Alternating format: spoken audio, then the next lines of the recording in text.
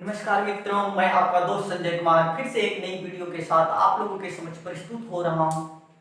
Previous lecture में हम लोगों ने देखा था इलेक्ट्रोफाइल और न्यूक्लियोफाइल के बारे में। क्या होता है इलेक्ट्रोफाइल, किस प्रकार से हम लोग इलेक्ट्रोफाइल का पहचान कर सकते हैं, किस प्रकार से हम लोग न्यूक्लियोफाइल का पहचान कर सकते हैं, कौन से आयंस हैं जो इलेक्ट्रोफाइल के रूप में काम कर रहा है न्यूक्लियोफाइल के रूप में। ये सारी चीजों के बारे में हम लोग प्रीवियस लेक्चर में पूरी डिटेल में डिस्कस किए थे। ठीक है, तो आज हम लोगों को डिस्कस करना है उसी का एक छोटा सा टॉपिक बच गया था, जो कि क्या कर रहा है कि उसके न्यूक्लियोफिलिसिटी वर्सेस बेसिसिटी, क्या कर रहा है कि दोनों के बीच रिलेशनशिप क्या होते हैं, न्यूक्लियोफिलिसिटी और बेसिसिटी के बारे में। ठीक है, तो उसी लेक्चर में हल्का सा और डिस्कस करना है, वो हम लोग डिस्कस करते हैं थोड़ा सा और। क्या बताता है इसमें 4 पॉइंट्स को हम लोगों को डिस्कस करना है, मुख्य रूप से 4 बातों को डिस्कस करना है कि किस प्रकार से उसका न्यूक्लियोफिलिसिटी इंक्रीज कर रहा है या डिक्रीज कर रहा है, क्योंकि इससे हर एक साल 1 या 2 क्वेश्चंस पूछे जाते हैं। आपको क्वेश्चन भी बताया जाएगा कि कौन से क्वेश्चन किस ईयर में पूछा गया था आपके एग्जाम्स में। ठीक है, तो ये टॉपिक्स को हम लोग अच्छे से पढ़ते हैं। तो क्या कहता है कि फर्स्ट पॉइंट हम लोग देखते हैं। क्या है फर्स्ट पॉइंट कि आपका दोनों जो बोथ है न्यूक्लियोफाइल और बेस, हम लोग तो जानते हैं कि बेस और न्यूक्लियोफाइल दोनों क्या होते हैं, इलेक्ट्रॉन रिच स्पीशीज होते हैं। ठीक है, दोनों क्या है, इलेक्ट्रॉन रिच स्पीशीज है। लेकिन क्या कहा जाता है कि जब इलेक्ट्रॉन रिच स्पीशीज जो होते हैं अटैक करते हैं one positive charge carbon atom, positive charge carbon atom पे अगर इलेक्ट्रोफाइल या इलेक्ट्रोफाइल नहीं, इलेक्ट्रॉन रिच स्पीशीज अटैक करता है, तब क्या करता है कि यह जो है वो एक्ट किस रूप में कर रहा है, न्यूक्लियोफाइल के रूप में। लेकिन वही बात क्या करता है कि बट जब यह क्या करता है, it attacks one the acidic hydrogen atom, जब यह एसिडिक हाइड्रोजन एटम पे अटैक कर रहा है तो यह क्या काम कर रहा है, बेस के रूप में काम कर रहा है। आपके पास क्या है कि अटैक कौन करता है, रिएजेंट अटैक कर रहा है। तो रिएजेंट एक टाइम में क्या काम कर रहा है, न्यूक्लियोफाइल के रूप में, एक टाइम में क्या काम कर रहा है, बेस के रूप में। तो हम लोग देखते हैं कि किस टाइम में बेस के रूप में काम कर रहा है, कैसे काम कर रहा है, क्या न्यूक्लियोफाइल के रूप में। तो एक एग्जांपल्स के द्वारा हम लोग देखते हैं। ठीक है, जैसे आपके पास क्या है, ये है आपके पास ऐसे है, जिसका नाम क्या है, इथेनॉल। इथेनॉल क्यों, क्योंकि एल्डिहाइडिक ग्रुप इस पे जुड़ा हुआ है, इसलिए इसका नाम क्या है, इथेनॉल। ठीक है, तो इसमें क्या है कि इसका lone pair of electron oxygen के ऊपर चार्ज हो जाता है। ठीक है, इसका क्या है, ये क्या हो जाएगा, partial negative, nucleophile partial negative, ये क्या है, पार्शियल पॉजिटिव। हमने डिस्कस किया था कि पार्शियल पॉजिटिव और पार्शियल नेगेटिव कैसे करते हैं। उसके बाद क्या करते हैं, ये सबस्ट्रेट हो गया आपका, क्या कर रहे हैं, रिएजेंट को अटैक करवाएंगे इसके ऊपर। तो रिएजेंट हम लोग ले लेते हैं, जैसे आपके पास रिएजेंट है ग्रिग्नार्ड रिएजेंट। ग्रिग्नार्ड रिएजेंट के बारे में डिस्कस किए थे कि ग्रिग्नार्ड रिएजेंट में कौन सा पार्शियल पॉजिटिव होता है, कौन सा पार्शियल नेगेटिव होता है। तो आपका क्या होता है कि ये जो पार्ट्स है मैग्नीशियम, वो क्या होता है, पार्शियल पॉजिटिव, और ये क्या होते हैं आपके, पार्शियल नेगेटिव। ठीक है, इसको क्या कहते हैं, ग्रिग्नार्ड रिएजेंट। ठीक है, इसका नाम क्या होगा, methyl magnesium bromide, methyl magnesium bromide. ये क्या है, इथेनॉल। इसको किस रूप में ले रहे हैं, न्यूक्लियोफाइल के रूप में, न्यूक्लियोफाइल के रूप में। ठीक है, जब न्यूक्लियोफाइल है तो इसका क्या है, पार्शियल नेगेटिव। तो पार्शियल नेगेटिव क्या कर रहा है, अटैक कर रहा है कहां पे आके, पार्शियल पॉजिटिव। न्यूक्लियोफाइल कहां पे अटैक करता है, हमेशा याद रखना है, न्यूक्लियोफाइल वहीं पे अटैक करेगा जहां इलेक्ट्रोफिलिक सेंटर होगा। ठीक है, तो कार्बन ये क्या है, इलेक्ट्रोफिलिक सेंटर है। तो यहां पे आके इसने CH3 ग्रुप ने आके अटैक कर दिया। जब अटैक कर दिया तो ये जो है, ये जो पाई बॉन्ड वाले इलेक्ट्रॉन से ये ट्रांसफर होके ऑक्सीजन पे आ गया, इलेक्ट्रॉन्स का क्या हो गया, ट्रांसफर हो गया। जब इलेक्ट्रॉन का ट्रांसफर हुआ तो किस प्रकार से रिएक्शन फॉरवर्ड हुआ, तो देखिए ऐसे हो गया आपका CH3C, और इधर से क्या किया, CH3 अटैक किया, तो इधर से क्या हो गया, CH3, नीचे H था, He, ऊपर डबल बॉन्ड था, तो डबल बॉन्ड वाले इलेक्ट्रॉन्स क्या हो गए, ट्रांसफर हो गया ऑक्सीजन पे, तो ऑक्सीजन हो गया। ठीक है, और इस पे कितने लोन पेयर ऑफ इलेक्ट्रॉन्स था, 2 पेयर था। अब क्या हुआ कि पूरे हेटेरोलिटिक फ्यूजन करवा रहा है, पूरा क्या कर रहा है, इलेक्ट्रॉन्स को ही ट्रांसफर करवा दे रहा है। तो क्या हो गया, 6 इलेक्ट्रॉन्स और एक बॉन्ड। तो जब ऐसा होता है तो इसके ऊपर क्या होता है, नेगेटिव चार्ज आ जाता है। ठीक है, अब देखिए यहां पे तो नेगेटिव चार्ज आ गया, लेकिन ये जो पार्ट्स जो बच गया MgBr, ये क्या हो गया, पॉजिटिव MgBr, इसके ऊपर पॉजिटिव चार्ज आ गया। समझ में आ रही है बातें? ठीक है, तो ये क्या कर रहा है कि न्यूक्लियोफाइल अगर अटैक कर रहा है किसके, इलेक्ट्रोफिलिक सेंटर पे, तो इसके इलेक्ट्रॉन्स क्या हो रहे हैं, भाग जा रहे हैं ऊपर। ऑक्सीजन पे क्या हो रहा है, चला जा रहा है। जब ऑक्सीजन पे चला जा रहा है तो क्या हो रहा है, CH3 इसके साथ जुड़ जा रहा है। तो देखिए MgBr हो गया। जब इसको हम लोग फिर से क्या कर रहे हैं, रिएक्शन करवाते हैं किसके साथ, मान लेते हैं कि वाटर और H+ ion, water acidic medium. ठीक है, एसिडिक मीडियम में रिएक्शन करवा रहे हैं। जब एसिडिक मीडियम में रिएक्शन करवाते हैं तो MgBr क्या है, निकल जाता है। यहाँ पे क्या बना देता है, CH3C, नीचे H है तो H अपना रहेगा, इधर CH3 जो जुड़ा है वो रहेगा, और यहाँ ऑक्सीजन है और इसके साथ आके H जुड़ जाता है वाटर से। ठीक है, और H जुड़ जाता है, उसके बाद बच क्या जाता है, Mg, ये जैसे H, वो H वाटर के साथ करवा रहे एसिडिक मीडियम में, एक H इसके साथ जुड़ गया, इसके साथ, और एक OH जो बच गया वो इसके साथ जुड़ गया, ऐसे MgOH Br।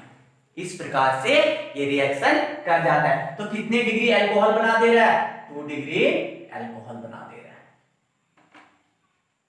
ठीक है, तो इस प्रकार से हम लोग क्या कर सकते हैं कि अगर न्यूक्लियोफाइल के रूप में कर रहा है तो क्या कर रहा है, पार्शियल नेगेटिव चार्ज जो है वो किसके साथ, पॉजिटिव सेंटर के साथ, पॉजिटिव चार्ज कार्बन एटम के साथ अटैक अगर कर रहा है तो वो क्या कर रहा है, न्यूक्लियोफाइल हो रहा है। अगर उसके साथ नहीं करता तो वो क्या करते हैं कि न्यूक्लियोफाइल के रूप में काम नहीं कर रहा है। ठीक है, तो इसको नोट कीजिए, फिर आगे देखते हैं एक और एग्जांपल जब बेस के रूप में काम करेगा। ठीक है, नोट कीजिए, फिर नेक्स्ट वन एग्जांपल लेते हैं हम लोग।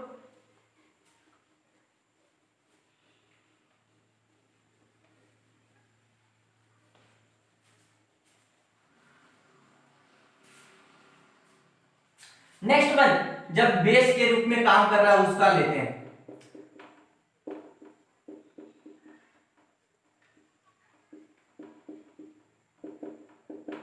ऐसे हैं, इसका नाम क्या होता है, अल्कोहल है, इथेनॉल, इथेनॉल है।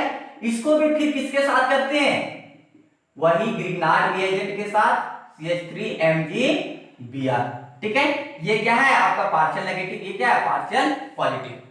ठीक है, अब देखिए यहां पे क्या है कि आपका क्या हो रहा है, ये पार्शियल पॉजिटिव, ये क्या है पार्शियल नेगेटिव। लेकिन एक बातों को यहां ध्यान देना है, यहां पे क्या हो रहा है आपका एसिडिक हाइड्रोजन, यहां पे वो H का H जो है वो कैसा है, एसिडिक हाइड्रोजन। तो ये जो पार्शियल नेगेटिव वाला है ये इस पे आपके अटैक कर देगा, एसिडिक हाइड्रोजन को अपने अंदर खींच लेगा, अपने में जोड़ लेगा। ठीक है, तो ये जो इलेक्ट्रॉन है फिर से इसके पास आ जाएगा ऑक्सीजन के ऊपर। ठीक है, तो ऐसा होगा तब क्या होगा, आपका प्रोडक्ट का फॉर्मेशन कैसे होगा कि यहाँ पे देखिए आपका क्या हो जा रहा है, CH3 CH2 और ऑक्सीजन पे क्या है, पहले तो 2 लोन पेयर था, अब क्या होगा, एक लोन पेयर और हो जाएगा, और इसके ऊपर माइनस चार्ज हो जाएगा। ठीक है, और क्या बच गया यहां से, और इधर देखिए ये क्या कर रहा है, CH3 जो पार्शियल नेगेटिव है एसिडिक हाइड्रोजन को अपने अंदर खींच लेता है, तो ये बना क्या ले रहा है, CH4 का फॉर्मेशन कर लेता है, मीथेन का फॉर्मेशन कर लेता है। ठीक है, और यहां पे क्या करता है, MgBr के ऊपर प्लस चार्ज, ऐसे हो जाता है। या तो हम लोग क्या लिख सकते हैं, इसको ना लिख के हम लोग कैसे लिख सकते हैं, इस प्रकार से भी लिख सकते हैं, CH3 CH2 वो MgBr, प्लस माइनस को खत्म करके भी डायरेक्ट हम लोग लिख सकते हैं। जब ऐसा कब होता है, जब ये किस रूप में काम करता है, बेस के रूप में रिएजेंट काम कर रहा है, सबस्ट्रेट के साथ बेस के रूप में जाके अटैक कर रहा है। हम लोग को पता है कि दोनों क्या है, इलेक्ट्रॉन रिच स्पीशीज। तो आपको इन बातों को ध्यान देना है कि कि क्या बनेगा, किस प्रकार से रिएक्शन होगा। अगर हम लोग यहाँ पे कर देते हैं अटैक तो वो क्या होती है आपका सही। तो यहाँ क्या होता है कि आपके क्या किस पे काम कर रहा है, एसिडिक हाइड्रोजन पे अटैक करके उस हाइड्रोजन को अपने अंदर खींच लेता है। ठीक है, तो अगर आपसे पूछा जाए कि मीथेन का फॉर्मेशन आप कैसे कर सकते, तो इस मेथड के द्वारा भी आप कर सकते। ठीक है, तो हम लोगों ने समझा कि किस प्रकार से न्यूक्लियोफाइल जो है अटैक करता है किसके, इलेक्ट्रोफिलिक सेंटर पे। बेस किस प्रकार से अटैक करता है, इलेक्ट्रोफिलिक सेंटर पे। ठीक है, तो आगे हम लोग फिर नेक्स्ट टॉपिक को डिस्कस करते हैं, नेक्स्ट पॉइंट को। तो नेक्स्ट पॉइंट हम लोग रिलेशनशिप दिखा रहे हैं फिर से, nucleophilicity versus basicity. Basicity increase कर रहा है, डिक्रीज कर रहा है, न्यूक्लियोफिलिसिटी क्या कर रहा है, तो ये सारी चीजों के बारे में फिर से डिस्कस करते हैं आगे। तो आगे क्या करते हैं कि जब हम लोग पीरियोडिक टेबल में ऊपर से नीचे की ओर मूव करते हैं, क्या करते हैं कि पीरियोडिक टेबल में अगर ऊपर से नीचे की ओर मूव करते हैं तो क्या करता है कि जैसे HF, HCl, HBr, HI, तो एसिड स्ट्रेंथ क्या होता है, ऊपर से नीचे आने के कारण इंक्रीज करता है। एसिड स्ट्रेंथ क्या होता है, इंक्रीज करता है। ठीक है, ये बात को ध्यान रखना है। तो stronger the acid weaker will be it's conjugate base. हम लोग ये पॉइंट को जानते हैं शुरू से ही कि जितना स्ट्रॉन्ग एसिड होगा उसका बेस क्या होगा, वीकर होगा। तो ऊपर से नीचे जब हम लोग आ रहे हैं तो उसका क्या हो रहा है कि एसिड स्ट्रेंथ इंक्रीज कर रहा है, तो इसका बेस स्ट्रेंथ क्या होगा, डिक्रीज करेगा। जब ऊपर से नीचे आ रहे हैं तो इसका बेस स्ट्रेंथ क्या हो रहा है, डिक्रीज कर रहा है। ठीक है, जब बेस स्ट्रेंथ इसमें डिक्रीज कर रहा है तो इसका न्यूक्लियोफिलिसिटी क्या हो रहा है, इंक्रीज कर रहा है। जब ऊपर से नीचे कोई भी पीरियोडिक टेबल में कोई भी ग्रुप में अगर ऊपर से नीचे आ रहे हैं तो ऊपर से नीचे आने के बाद क्या होता है, न्यूक्लियोफिलिसिटी इंक्रीज करता है। ठीक है, तो ये बातों को ध्यान रखना है। नेक्स्ट क्या करते हैं कि थर्ड पॉइंट से अगर हम लोग डिस्कस करते हैं तो क्या होता है कि जब ऊपर से नीचे की ओर जाते हैं तो ऐसा होता है, लेकिन जब मूविंग डाउन से क्या करते हैं कि लेफ्ट से राइट, अगर पीरियोडिक टेबल में हम लोग लेफ्ट से राइट की ओर मूव करते हैं तब कैसा होता है, पीरियोडिसिटी के अनुसार हम लोग देखते हैं तो इसका बेस स्ट्रेंथ जो होगा वो क्या करेगा, डिक्रीज करेगा। ठीक है, बेस स्ट्रेंथ क्या करेगा, डिक्रीज करेगा। बेस स्ट्रेंथ के डिक्रीज करने के साथ साथ क्या होगा, न्यूक्लियोफिलिसिटी भी इसका डिक्रीज करेगा। ठीक है, अगर पीरियोडिक टेबल के कोई भी पीरियड में अगर हम लोग लेफ्ट से राइट की ओर मूव करते हैं तो इसका क्या होता है, न्यूक्लियोफिलिसिटी डिक्रीज करता है। तो आपके 2016 से 19 वाले सेशन में क्वेश्चन पूछा गया था, which of the following has highest nucleophilicity. ठीक है, क्या पूछा गया था, सबसे अधिक न्यूक्लियोफिलिसिटी किसका होगा। ये चारों आयंस आपको दिया गया था। तो हम लोग जानते हैं कि लेफ्ट से जब राइट जा रहे हैं तब क्या हो रहा है, न्यूक्लियोफिलिसिटी डिक्रीज कर रहा है। मीन सबसे हाईएस्ट किसका है, CH3 कार्बन आयन, CH3 के ऊपर माइनस। ठीक है, इसके बाद सबसे लास्ट क्या है, सबसे कम किसका है, फ्लोराइड आयन का। ठीक है, तो ये बातों को आपको ध्यान रखना, इस टाइप के क्वेश्चंस आपके ऑब्जेक्टिव्स में पूछे जाते। ठीक है, तो नेक्स्ट पॉइंट की ओर डिस्कस करते हैं। नेक्स्ट टॉपिक क्या बताता है कि आपको कि अगर कोई आइडेंटिकल एटम है, क्या है, with lone pair of electrons है, तो इंट्रोड्यूस्ड टू डोनर एटम के रूप में उसका अगर हम लोग काम कर रहे हैं, उसको क्या कर रहे हैं, डोनर एटम के रूप में ले रहे हैं, तो वो क्या कर रहा है, उसका बेस स्ट्रेंथ डिक्रीज कर रहा है। तो क्या करता है, उसका बेस स्ट्रेंथ डिक्रीज करता है, लेकिन न्यूक्लियोफिलिसिटी क्या होता है, इंक्रीज करता है। मींस कोई भी आयन है उसमें क्या करते हैं, एक और डोनर एटम्स को इंट्रोड्यूस करते हैं, उसमें और जोड़ देते हैं, तो उसका क्या करता है कि बेस स्ट्रेंथ जो है वो डिक्रीज करता है, लेकिन न्यूक्लियोफिलिसिटी क्या होता है, इंक्रीज करता है। जैसे हम लोग क्या करते हैं कि लेते हैं हाइड्रोक्साइड आयन, ठीक है, और उसके साथ क्या लेते हैं, हाइड्रोपर ऑक्साइड आयन। तो हम लोग जानते हैं कि हाइड्रोपर ऑक्साइड आयन जो है वो क्या है कि बेटर न्यूक्लियोफाइल है। किससे, इससे हाइड्रोक्साइड से बेटर न्यूक्लियोफाइल क्या है, हाइड्रोपर ऑक्साइड। लेकिन इसका ये जो है वो क्या है, वीकर बेस है। बेस कैसा है, वीकर, लेकिन न्यूक्लियोफाइल क्या है, स्ट्रॉन्गर न्यूक्लियोफाइल है। इससे क्या है, स्ट्रॉन्गर न्यूक्लियोफाइल। मींस कोई नए आइटम्स को, कोई डोनर एटम्स को इसके साथ अटैच करे, जैसे ये देखो वो H है तो इसमें एक और वो को इंट्रोड्यूस करवाएं तो ये क्या बन जा रहा है, वीकर बेस के रूप में काम कर रहा है। इससे क्या हो जा रहा है, वीक हो जा रहा है बेस के रूप में, लेकिन न्यूक्लियोफाइल क्या हो रहा है, स्ट्रॉन्गर न्यूक्लियोफाइल के रूप में काम करता है। इसी प्रकार एक और एग्जांपल को अगर लेते हैं हाइड्रोजन को और अमोनिया को, तो अमोनिया क्या है और हाइड्रोजन है, हाइड्रोजन जो है तो हाइड्रोजन वीकर बेस है। ठीक है, किससे, अमोनिया से। लेकिन जब हाइड्रोजन का न्यूक्लियोफिलिसिटी न्यूक्लियोफिलिसिटी के बारे में बात करते हैं तो ये क्या है, न्यूक्लियोफिलिसिटी हाइड्रोजन का अधिक हो जाता है, किससे, अमोनिया से। तो इस प्रकार से हम लोग डिस्कस कर सकते हैं क्या, इलेक्ट्रोफिलिसिटी, न्यूक्लियोफिलिसिटी, बेसिसिटी, ये सारी चीजों के बारे में, किस प्रकार से इसका बेसिसिटी इंक्रीज कर रहा है, डिक्रीज कर रहा है, न्यूक्लियोफिलिसिटी किस प्रकार से इंक्रीज कर रहा है, डिक्रीज कर रहा है। तो ये सारे क्वेश्चंस आपके ऑब्जेक्टिव में पूछे जाते हैं। कुछ पॉइंट्स और हल्का सा देख लेते हैं। नेक्स्ट अगर हम लोग डिस्कस करें कि उसके पोलर प्रोटिक सॉल्वेंट की बात करें, यहाँ पे आप एक पॉइंट आ रहा है, क्या कर रहा है कि the nucleophilicity of some common nucleophile, कोई कॉमन न्यूक्लियोफाइल को लेते हैं किसमें, इन प्रोटिक सॉल्वेंट। तो प्रोटिक सॉल्वेंट क्या होता है, जो कि क्या करता है, H+ आयन दे सके, H+ आयन क्या कर सके, दे सके, उसी को हम लोग क्या कहते हैं, प्रोटिक सॉल्वेंट। ठीक है, जो H+ आयन को तोड़ सके, डिसोसिएशन करके H+ आयन को दे सके, उसी को हम लोग क्या कहते हैं, प्रोटिक सॉल्वेंट। ठीक है, तो जैसे क्या है कि वाटर को ही तोड़ेंगे तो क्या करता है, H+ आयन को तोड़ देता है, वो H- आयन को तोड़ देता है, तो H+ आयन को दे सकता है। तो जैसे हम लोग देखते हैं कि न्यूक्लियोफिलिसिटी किस प्रकार से इंक्रीज कर रहा है या डिक्रीज करता है। तो सबसे पहले क्या होता है कि S के ऊपर 2 माइनस और SH दोनों का क्या होता है, न्यूक्लियोफिलिसिटी सेम होता है। फिर वो सबसे ग्रेटर होता है, उससे कम क्या होता है, Cn- आयन का, उससे कम होता है I- का, उससे कम OH-, Br- या H3 वो के ऊपर माइनस, Cl-, F-, सबसे कम क्या हो रहा है, H2O का।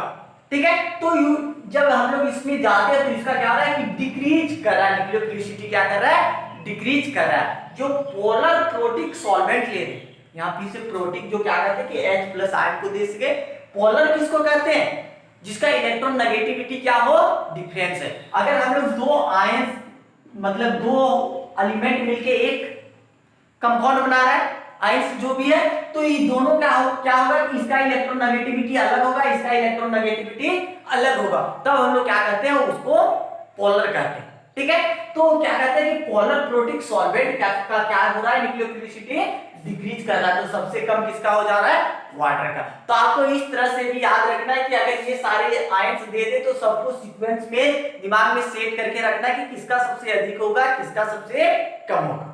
ठीक है, और भी देखते हैं कि अगर फ्लोरीन, क्लोरीन, ब्रोमीन, आयोडीन है तो इसमें पोलर प्रोटिक सॉल्वेंट में क्या होता है, इसका न्यूक्लियोफिलिसिटी इंक्रीज कर रहा है या डिक्रीज कर रहा है। तो हम लोग क्या देखते हैं कि ये H- एक आयन Cl के ऊपर माइनस आयन, Br के ऊपर माइनस, सबके ऊपर चार्ज क्या है, कांस्टेंट है, एक है, तो सभी के ऊपर क्या है, सेम चार्ज। ठीक है, उसके बाद क्या है, रेडियस जो है उसका क्या कर रहा है, जैसे जैसे साइज इंक्रीज कर रहा है, ऊपर से नीचे आ रहा है, तो इसका रेडियस भी क्या हो रहा है, इंक्रीज कर रहा है। जब रेडियस इंक्रीज कर रहा है तो E/R रेशियो क्या होगा, डिक्रीज। चार्ज क्या है आपका, कांस्टेंट है, रेडियस इंक्रीज कर रहा है, मींस E/R क्या कर रहा है, डिक्रीज कर रहा है।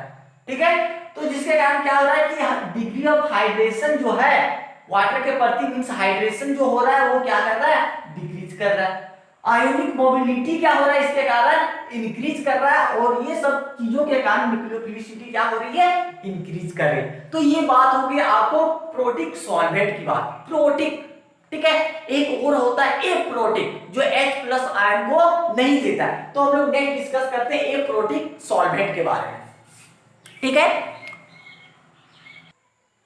नेक्स्ट हम लोग डिस्कस किसके बारे में, न्यूक्लियोफिलिसिटी का किसके बारे में डिस्कस कर रहे हैं, एप्रोटिक के बारे में। एप्रोटिक सॉल्वेंट में किस प्रकार से न्यूक्लियोफिलिसिटी इंक्रीज करता है या डिक्रीज करता है, हम लोगों ने अभी डिस्कस किया था क्या, कि उसमें क्या होता है कि न्यूक्लियोफिलिसिटी डिक्रीज करते हैं, तो इसमें किस प्रकार से हो रहा है, एप्रोटिक की बात। तो सिंपल सा ध्यान देना है कि प्रोटिक का याद रखोगे तो एप्रोटिक का खुद याद रह जाएगा। क्यों क्यों क्योंकि प्रोटिक में अगर इंक्रीज कर रहा है न्यूक्लियोफिलिसिटी तो एप्रोटिक में क्या होगा, डिक्रीज करेगा, जस्ट अपोजिट होता है। ठीक है, तो वही क्या लिखते हैं, दो लाइन लिख देते हैं कि but in the polar aprotic solvent the एबो सीक्वेंस, जो हमने सीक्वेंस लिखा था प्रोटिक के लिए वो जस्ट क्या होगा, रिवर्स होगा, बिकॉज़ सॉल्वेंट जो है वो कैटायन के रूप में काम कर रहा है, एनायन के रूप में, न्यूक्लियोफाइल के रूप में काम नहीं कर रहा है। ठीक है, तो इसके बाद क्या करते हैं कि फिर से देखते हैं इसमें कि फ्लोरीन है, क्लोरीन है, ब्रोमीन, आयोडीन, ये सब चारों को ले रहे हैं, तो इसका पोलर एप्रोटिक सॉल्वेंट में जब लेते हैं तो इसका साइज क्या कर रहा है, इंक्रीज कर रहा है, तो आयोनिक मोबिलिटी डिक्रीज करता है। साइज जब इंक्रीज कर रहा है तो आयोनिक मोबिलिटी क्या हो रहा है, डिक्रीज कर रहा है। जब आयोनिक मोबिलिटी डिक्रीज कर रहा है तो न्यूक्लियोफिलिसिटी भी क्या हो रहा है, इसका डिक्रीज कर रहा है। ठीक है। तो हमने देखा था कि प्रोटीन क्या होता है, कि जैसे वाटर एग्जांपल लिए थे, सबसे इजी एग्जांपल वाटर। तो वाटर क्या है कि प्रोटिक सॉल्वेंट है। आपसे कभी कहीं क्वेश्चन पूछ देता है कि which of the followings are protic solvent, तो अगर वाटर दिया हुआ रहे तो हम लोग क्या करेंगे, उसको क्लिक कर देंगे प्रोटिक सॉल्वेंट पे। तो उसी प्रकार से ये फेमस नाम है एप्रोटिक सॉल्वेंट के रूप में, पोलर एप्रोटिक सॉल्वेंट। क्या है, DMF मींस डाइमिथाइल फॉर्माइड, ठीक है। DMA डाइमिथाइल एसिडामाइड और DMSO डाइमिथाइल सल्फोक्साइड। इसको याद रखना है, ये तीनों क्या है, पोलर एप्रोटिक सॉल्वेंट, ठीक है। इसमें क्या करते हैं, H लगा के ऐसे COO NK में CH3 इसका नाम क्या हो जाता है, डाइमिथाइल और फॉर्मामाइड, ठीक है। ये क्या हो जाता है, डाइमिथाइल एसिटामाइड, डाइमिथाइल सल्फोक्साइड। तो ये क्या होते हैं, पोलर एप्रोटिक सॉल्वेंट, ठीक है। तो ये इससे ये जो आज का लेक्चर जो था, इसमें क्या था कि सिर्फ ऑब्जेक्टिव क्वेश्चंस के रूप में पूछा जाता है। इससे कहां पे ये क्या होगा कि इंक्रीज कर रहा है, क्या डिक्रीज कर रहा है न्यूक्लियोफिलिसिटी, ये सारी चीजों के बारे में पूछा जाता है, ठीक है। तो फिर से नेक्स्ट लेक्चर में हम लोग डिस्कस करेंगे इलेक्ट्रोमैग्नेटिक इफेक्ट, सब इंडक्टिव इफेक्ट, जितने भी सारे इफेक्ट हैं, प्लस आई हो रहा है, माइनस आई हो रहा है, प्लस ई हो रहा है, माइनस ई हो रहा है, तो ये सारी चीजों के बारे में डिस्कस करेंगे। जिन लोगों ने इलेक्ट्रोफाइल न्यूक्लियोफाइल के बारे में अच्छे से नहीं पढ़ा है, तो वो क्या करें कि प्रीवियस लेक्चर को देखें, लेक्चर नंबर 8 जो कि पार्ट 1 के रूप में है, उसको देखें, ताकि आपकी सारे इलेक्ट्रोफाइल और न्यूक्लियोफाइल के कॉन्सेप्ट को क्या होंगे, क्लियर हो जाए, ठीक है। तो आज यहीं तक रहे, फिर हम लोग नेक्स्ट डे मिलते हैं। Thank you.